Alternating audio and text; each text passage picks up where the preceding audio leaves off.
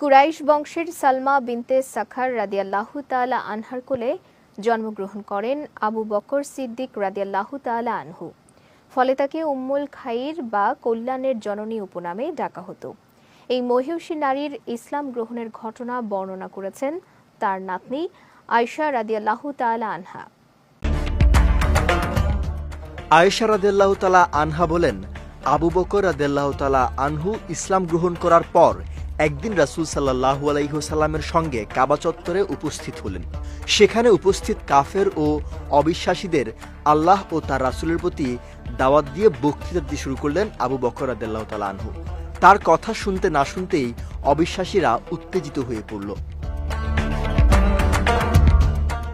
তখন পর্যন্ত আবু তালিব জীবিত ছিল বলে তারা রাসূল সাল্লাল্লাহু আলাইহি ওয়াসাল্লামের উপর আক্রমণ করার সাহস পেল না, কিন্তু আবু বকর রাদিয়াল্লাহু তাআলা আনহুর উপর চড়াও হলো। এমনকি নির্যাতনের মাত্রা বৃদ্ধি পেলে একসময় তিনি বেহুশ হয়ে যান। ততক্ষণে সেখানে তার গোত্র বনু তাইমির লোকেরা উপস্থিত হয়ে মুশরিকদের হটিয়ে তাকে ঘরে নিয়ে যান। ঘরে পৌঁছে কিছুক্ষণ পর হযরত আবু বকরের একটু হুঁশ ফিরে এলো। সর্বপ্রথম তিনি জিজ্ঞেস করেন রাসূল সাল্লাল্লাহু আলাইহি ওয়াসাল্লাম কেমন আছেন। শুনে উপস্থিত সবাই তাকে গালমন্দ করে বলল, নিজের খবর নেই, এই অবস্থায়ও মুহাম্মদের খবর জানতে চায়। সবাই চলে যাওয়ার পর তিনি একটু সুস্থতা অনুভব করলে তার মাকে আবার একই প্রশ্ন করলেন। উম্মুল খাইর রাদিয়াল্লাহু তাআলা আনহা উত্তর দিলেন, তিনি জানেন না।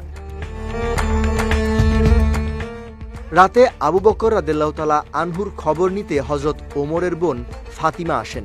তিনি জানান নবীজি দারুল আকরামে অবস্থান করছেন। আবু বকর তাকে রাসূল সাল্লাল্লাহু আলাইহি ওয়াসাল্লামের কাছে নিয়ে যেতে বললেন। রাত গভীর হলে উম্মুল খায়ের ও ফাতিমা দুজন দুদিক থেকে ধরে তাকে দারুল আকরামে নিয়ে যান। আবু বকর রাদিয়াল্লাহু তাআলা আনহুকে দেখে প্রিয় নবী বাকরুদ্ধ হয়ে যান এবং ভালোবাসার প্রাবল্যে তার কপালে চুম্বন করে কল্যাণের প্রার্থনা করেন। আবু বকর রাদিয়াল্লাহু তাআলা আনহু বলেন, ইয়া রাসূলুল্লাহ, ইনি আমার মা, তার জন্য প্রার্থনা করুন, তিনি যেন ইসলাম গ্রহণ করে জাহান্নাম থেকে মুক্তি পেতে পারেন। নবীজি দুহাত উঠিয়ে দোয়া করলে আল্লাহ তা কবুল করেন। উম্মুল খাইর রাদিয়াল্লাহু তাআলা আনহার অন্তরের ভাবান্তর হয়। তিনি সেখানেই রাসূল সাল্লাল্লাহু আলাইহি ওয়াসাল্লামের হাতে মুসলমান হন।